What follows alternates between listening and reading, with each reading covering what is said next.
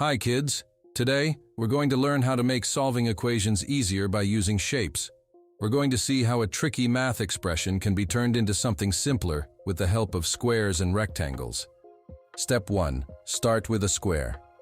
Isipin nyo na meron tayong isang malaking square. Ang side ng square na ito ay tinatawag na x, kaya ang area ng square ay x squared.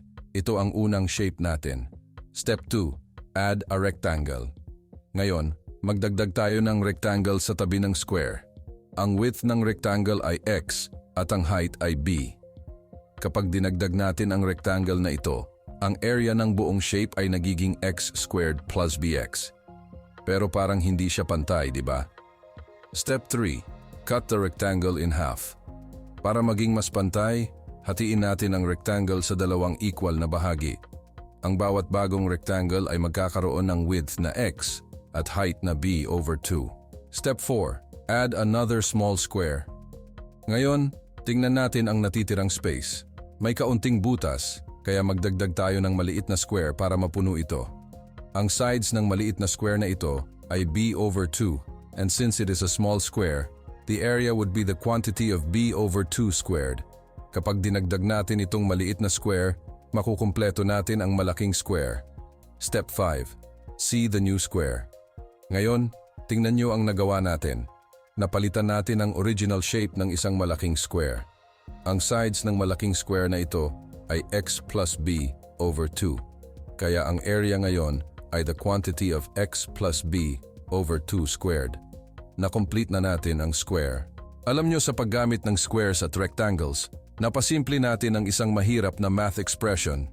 Ganito natin ginagawa ang completing the square sa pagdagdag ng tamang piraso para mag-fit ng maayos ang lahat. Are you ready for the next part? If nagawa nating ma-visualize ang completing the square gamit ang mga figure, ngayon we will explore more in an algebraic way. Let's dive in. Alam nyo ba, pwede nating gawing perfect square ang expression na x squared plus bx sa pamamagitan ng pagdagdag ng isang number? Itong number na ito ay tinatawag nating b over 2 squared. Kapag dinagdag natin ito, magiging perfect square na ang expression. Ganito yung ating formula. Una, mayroon tayong x squared plus bx plus b over 2 squared. Alam nyo ba na pwede natin itong isulat sa mas simpleng paraan? Ang kailangan lang nating gawin ay isulat ang x plus b over 2 quantity squared. Madali lang, di ba? Ito ang tinatawag na completing the square. Gagamitin natin ito para mag-solve ng quadratic equations. Ito na yung magiging guide natin mamaya sa pagsulat ng completed square in factored form. Okay, students, so in this first example, we will complete the square and we will find the factored form of this particular expression rather. So this is expression. Now, bakit expression? Dahil wala naman equals 0 dito, no? Walang equation dito. So, we have x squared plus 14x. So how do we do that? First step is to find b. Okay? Do you know what is b here? The b is the second term, so which is yung 14. So we have 14 here. The next is, after we find b, ang gagawin mo lang, kukunin mo lang yung kalahati ng b. So we have b over 2. So since b is 14, ang kalahati ng 14 divided by 2, that is going to be 7. Okay? And the third step would be like this. Pag nakuha mo na yung b over 2, ang gawin mo lang, kunin mo lang yung square ng b over 2. Alam natin ang b over 2 is 7. Right? So 7 quantity squared, that is going to be 49. Okay? So yung 49 na yan, mahalaga na yan. So mahalaga rin to mamayang 7 na to kasi gagamitin natin yan sa factored form natin. So, ngayon, I will write here the original equation or expression plus 14x and I will add the 49. Bakit? Yung 49 na yan, siya yung magdidikta para makumpleto na yung ating square. Kagaya ng figure na ipinakita ko sa inyo kanina. So, yung 49 na yan, yun yung maliit na square na hinahanap, yung mga units. Okay? So, now, ibig sabihin nun, kung ito ay isang uri ng square or perfect square trinomial, makakabuo yan ng square. Okay? Ang kailangan mong gawin dito, ang goal natin is mahanap yung factored form. Para mahanap yung factored form, papakita ko sa inyo kanina. Yung kanina pinakita ko rin pala, yun yung format. Ito yung format na gagawin natin. So, we have x, this one, it can be written as x plus or minus b over 2 raised to 2. Okay? So, bakit plus or minus? It can be positive, it can be negative. Depende yan sa sagot ng b over 2. Okay? So, copyhin lang natin yung format. So, meron tayo ditong x. Ito yon. Okay? And then, tignan mo na ngayon yung b over 2 mo. Kanina, nilagay natin yung b over 2 or sinold natin. The b over 2 is 7, right? So, ibig sabihin, yung b over 2, papalitan natin ng positive 7. Quantity squared. Okay? Tapos na ba tayo dyan? Not yet. Actually, yun na pala yung final answer natin. So, that is going to be the factored form. Okay? So, since nakuha natin ng format, yun lang naman pala yung nahanap natin. The factored form, sulat ko lang dito. Factored form is this, the quantity of x plus 7 squared. And that's it. Ganun lang gagawin natin for this particular expression. Okay? O, sige, next. We have x squared minus 5x. So, how do we do that? So, ganun din ang gagawin natin. Identify the b. This time, sige, proceed tayo sa b over 2. No? Ang b over 2 natin is negative 5, yung b over 2. Actually, pwede itong simplify ng decimal, pero gawin na natin fraction muna para hindi tayo mahirapan. Okay? So, after which, we have b over 2 quantity squared. Okay? We all know the b over 2. That is negative 5 over 2 quantity squared. Okay, Sir Ice, bakit ganito? May squared na. Paano mong gagawin yan? Okay? Sige, parang hindi mahirapan dito, yung negative muna, no? When you have negative here, tas in-square mo, ang ibig sabihin ng square is, you will multiply the thing by itself twice. So, negative times negative, that is going to be positive. Okay? So, 5 squared, that is 5 times 5, which is 25. 2 squared, that is 4. Because 2 times 2, or 2 squared, that is 4. So, 25 over 4 is our b over 2 squared. So, anong gagawin mo dyan ngayon? So, susulat mo ulit itong original equation or expression natin. Nalilito ako dun. So, we have x squared minus 5x. Tapos, idadagdag mo na ngayon. Sige nga, palitan ko nga ng kulay para mas makita ninyo. Itong part na to. So, you have positive 25 over 4. Okay? Ito yung magiging dahilan para makumpleto yung ating shape na square. Okay? So, ngayon, perfect square trinomial na siya. So, anong sunod na gagawin natin dito? Susulat na natin yan, yung factored form niya. Sabi ko kanina, ang factored form is just like this one. We have x. Hanapin natin yung b over 2. Ang b over 2 natin is negative 5 over 2. So, we have to write negative 5 over 2 quantity squared. Okay? So, ibig sabihin, this is our factored form. Okay? So, ito yung factored form ng equation na to. Okay, for our third example, I think this is gonna be the final example for the first part. Okay? So, we have x squared minus 2 over 5x. So, I think ang pinagkaiba nito, meron siyang fraction. So, ang gagawin natin dyan, ganito lang, no? So, you have b. b is equal to, I think b over 2 na siya, no? Negative 2 over 5. Yan yung b natin. Okay? Tapos, i-divide mo pa yan sa 2. Okay? Teka Sir Ice, bakit ganyan? No? May fraction, tapos may fraction ulit sa baba, or may denominator ulit sa baba. So, pwede ba yung ganyan? Pwede po. Okay, so, ang gagawin mo lang na technique dyan, pwede yung method na reciprocal, pwede mong gawin yon. Or, may tuturo ko sa inyo method, maglalagay ako dito ng 1 sa ilalim. We all know that 2 divides 1 is 2 pa rin, no? Sabihin natin na may 1 dito sa ilalim. Okay? So, ngayon, pag ginawa natin yon, ito na yung shortcut dyan. So, we have 2 times 1. Mumultiply lang natin yung pinakataas at yung pinakababa.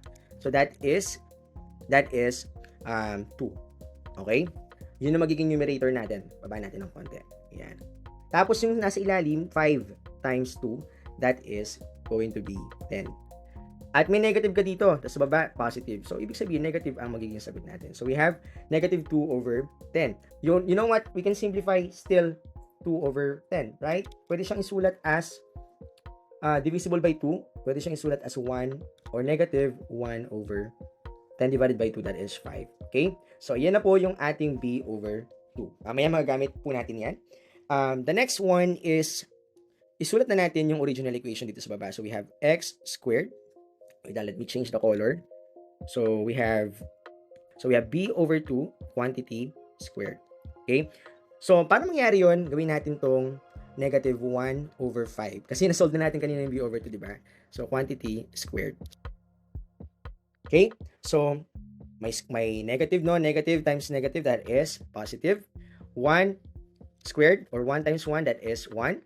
5 times 5, that is 25. And that's it. That is our b over 2 squared. Okay? So, ito na. Susulat na natin po yung ating x squared minus 2 over 5. That is plus 1 over 25. Ito yun eh. Diba? So, ang factored form is like this, no? Ang factored form natin would be, so let me change the color, it would be x, yung b over 2, that is negative, so we will use negative 1 over 5. Ito po yun. Okay? Lagyan natin ng squared kasi yun yung pinaka-factored form natin. So, sa first part, yun lang yung gagawin natin. Hahanapin lang natin, kukumpletuhin lang natin yung square or yung ating expression. Like this one, this is how we complete it, no? And then, after we complete, we will use the format and we will make it in a factored form. Kasi mamaya, sa mga susunod na equation natin, gagamitin natin tong concept na to para mas madalis nating mahanap yung mga roots. Okay?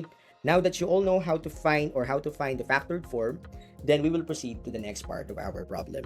Okay? See you there. Hello students!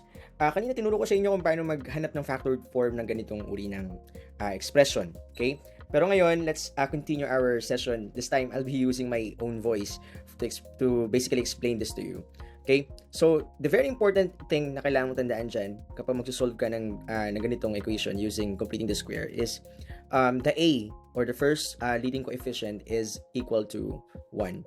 Okay? So, for us to do that, nakita naman natin na yung left side ng ating equation ay ax squared plus bx, tapos equals yan sa ating c. Okay? Kailangan yung constant na c ay nasa right-hand side natin. Okay? Kung nagkataon naman na nandito siya sa left-hand side, kailangan mo siyang ilipat. No? Then the sign will be changed. Okay? So, if ganyan na yung form, madali natin magawa to. The first thing is kunin natin yung b. So, what is the b over 2? Okay? So, yung b over 2 natin dito is 24. Right? 24 divided by 2.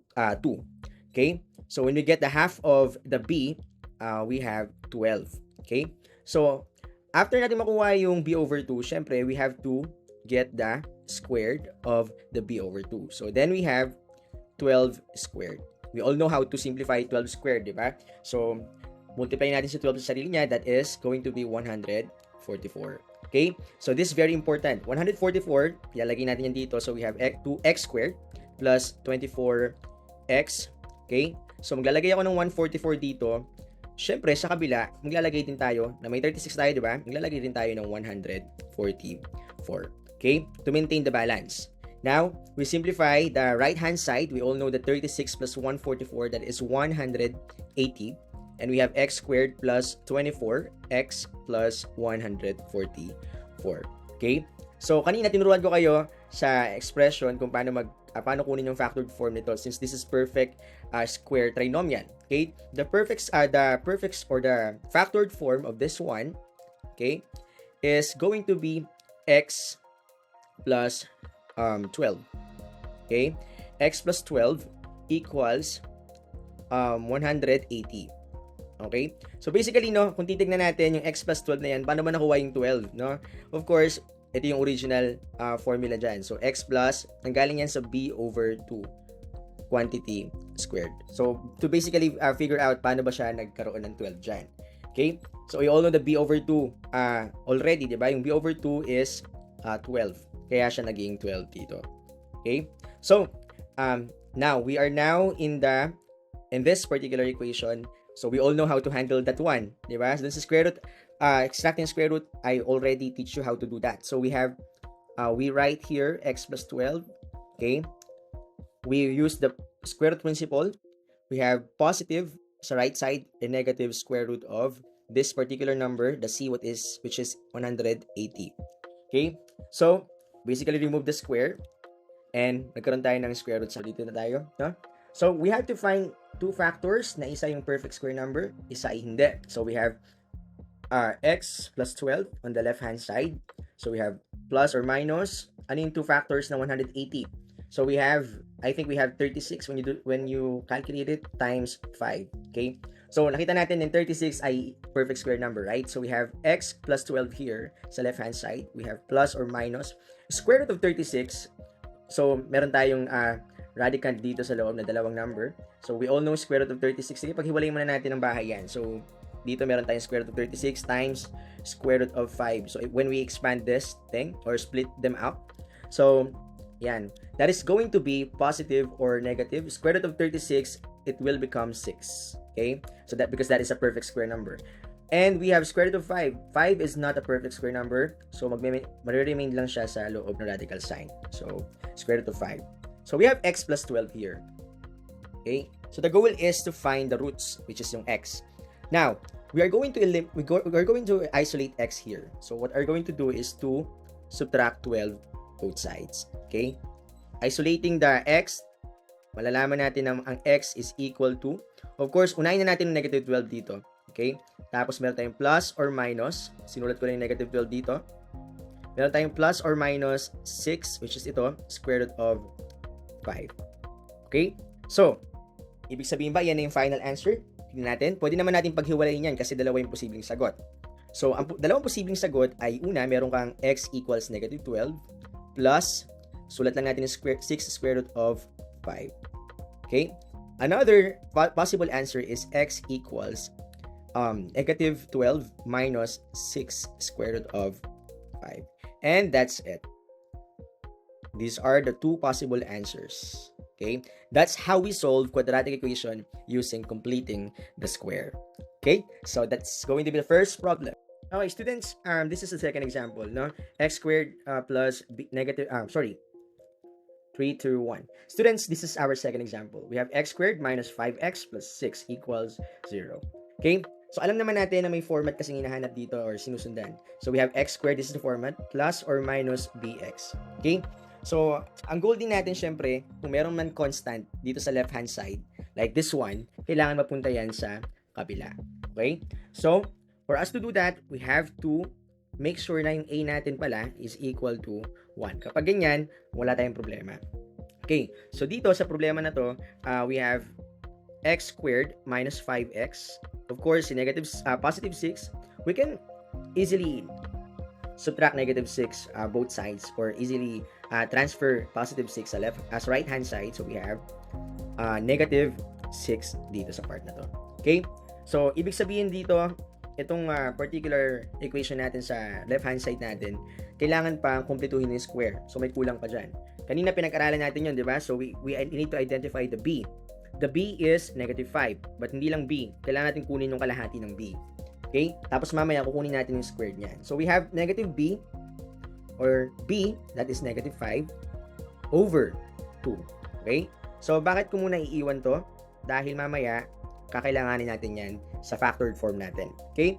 So, ngayon, kukunin naman natin yung b over 2 quantity squared. Okay? Para mangyari yon, of course, itong sagot dito, we have negative 5 over 2 quantity squared. Okay? So, how to simplify this one? No? Turuan ko na lang kayo ng mas mabilis na proseso. So, we have negative, tama? So, we have negative. Negative times negative, that is positive. So, therefore, ang answer natin, automatically, that is positive. Okay? 5. So, ang gagawin mo lang sa 5 is squared mo lang. So, ibig sabihin lang yun, we multiply 5 twice sarili. So, 5 times 5, that is 25. Okay? Also, we have 2.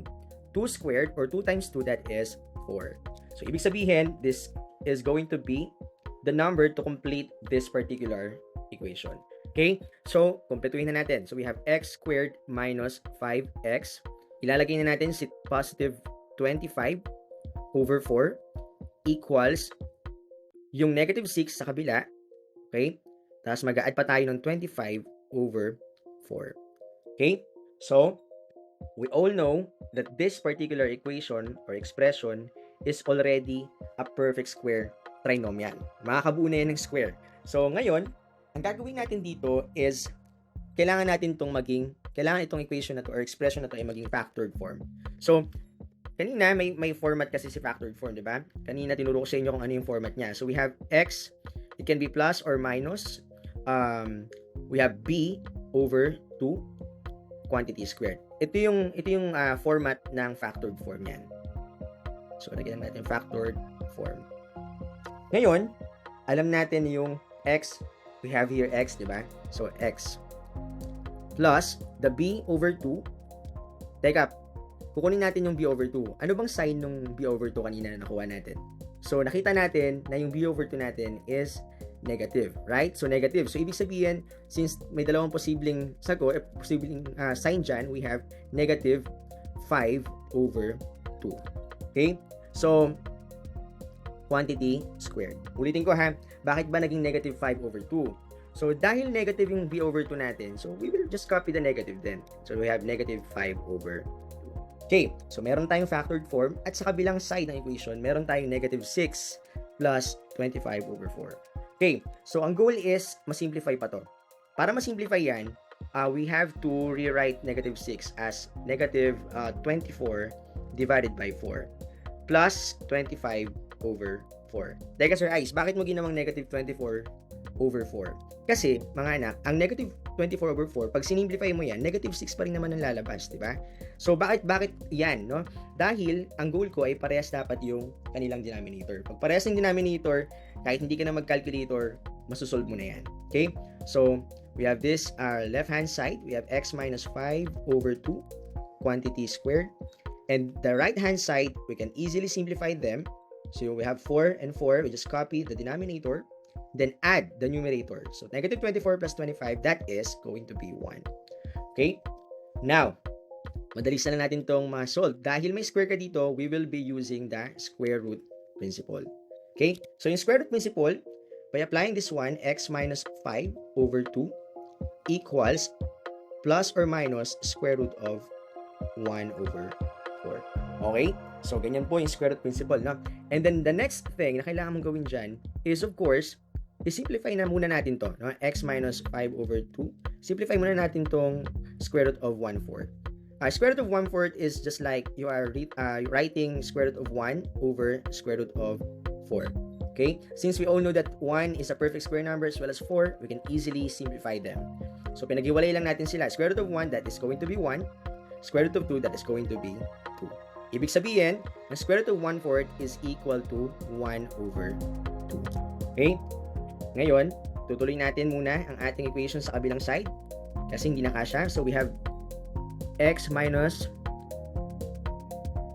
5 over 2 equals yung square root of 1/4 naging plus or minus 1/2 na lang kasi nagawa na natin yung kanina. Okay? So, ngayon, we have x minus 5 over 2 equals plus or minus 1 over 2 here. Okay? So, ang gagawin mo lang dito, kailangan you have to isolate x here. By doing that, we have to add. Sige, palitan natin ng color. Mag-add tayo ng 5 over 2 both sides. Okay? Maka-cancel ito because magiging 0 yan.